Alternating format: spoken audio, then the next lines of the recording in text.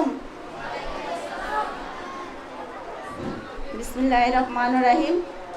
Guardian সবাই কেমন আছেন আপনারা?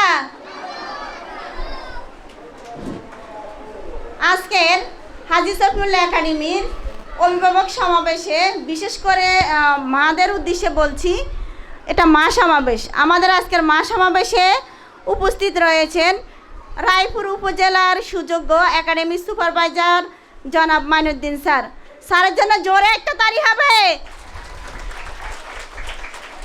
এবং উপস্থিত রয়েছেন যার কাছ থেকে আমি সবচেয়ে বেশি অনুপ্রেরণা পেয়ে আজকের প্রতিষ্ঠানে এখানে এনেছি, তিনি হচ্ছেন হায়দ্রাবাদ রোকেয়া হাসপাতাল নেছা বালিকা উচ্চ বিদ্যালয়ের আমার সম্মানিত শিক্ষক জনাব জাকির হোসেন অধ্যক্ষ।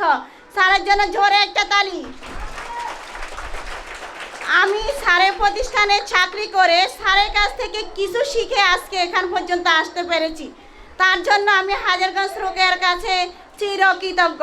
তারা আমাকে শিখার সুযোগ দিয়েছেন।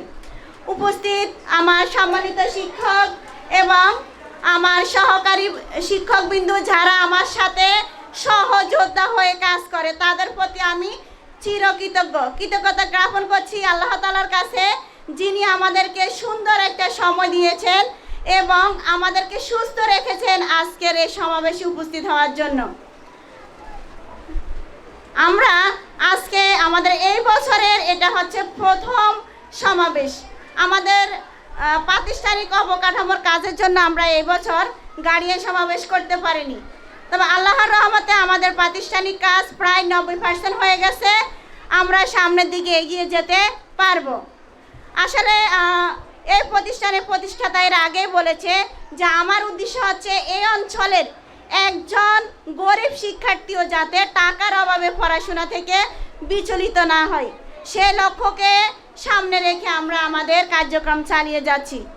আমাদের এখানে গার্ডিয়ান যারা আছেন আপনারা শুনে আনন্দিত হবেন। আমরা ইতিপূর্বে আমাদের প্রথম শ্রেণীর এক শিক্ষার্থীর বাবা মারা গেছে। আমরা সেই শিক্ষার্থীর ম্যাট্রিক পর্যন্ত লেখাপড়ার যত খরচ আছে আমরা সেই খরচ বহন করেছি। ইনশাআল্লাহ আল্লাহ আমাদেরকে তৌফিক দান করুক। আপনাদের সকলের সহযোগিতা দরকার। হ্যাঁ, প্রিয় অভিভাবক বিন্দু, আপনাদের প্রতি আমাদের আহ্বান হচ্ছে, আমাদের মেহমানরা আপনাদের সাথে সার্বিক বিষয়ে কথা বলবেন।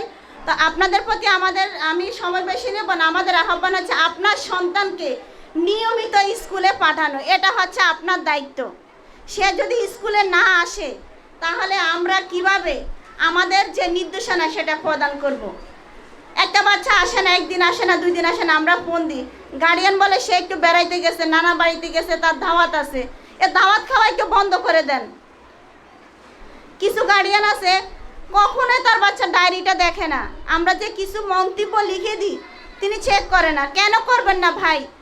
আপনি তো টাকা দিয়ে বাচ্চাকে প্রাইভেট প্রতিষ্ঠানে পড়াচ্ছেন, তাহলে আপনার বাচ্চা কতটুকু লেখাপড়ার মান হচ্ছে কখনো আপনি জিজ্ঞেস করেন না। জিজ্ঞেস আপনাকে করতে হবে, কারণ আপনি টাকা দিয়ে পড়াচ্ছেন। তো কি টাকা দিয়ে পড়াচ্ছেন না?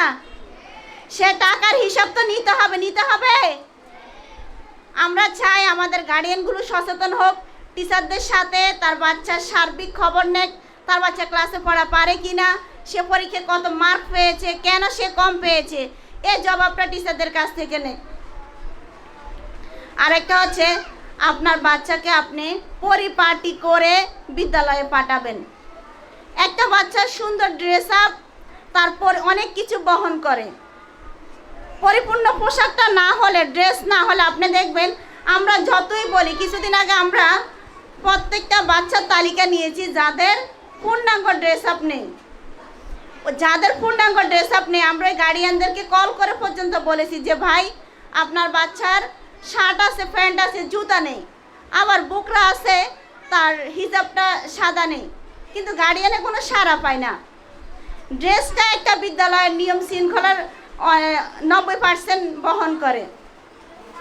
তাই সুপ্রিয় গার্ডিয়ান, আপনাদের প্রতি আমার আবারও আহ্বান, আপনার সন্তানকে নিয়মিত স্কুলে পাঠান। আপনার টাকার অভাবে কোনো বাচ্চাকে প্রতিষ্ঠান থেকে নিয়ে যাবেন না। সর্বশেষে আমি বলবো যে আপনারা আমাদের ডাকে সাড়া দিয়ে আপনাদের গুরুত্বপূর্ণ সময় নষ্ট করে এখানে এসেছেন, তার জন্য আপনাদেরকে ধন্যবাদ। আমি আবারও মহান রব্বুল আলমিনের কাছে শুকরিয়া আদায় করছি, যিনি আমাদেরকে এত সুন্দর সময় দিয়েছেন। ধন্যবাদ সকলকে। আসসালামু আলাইকুম।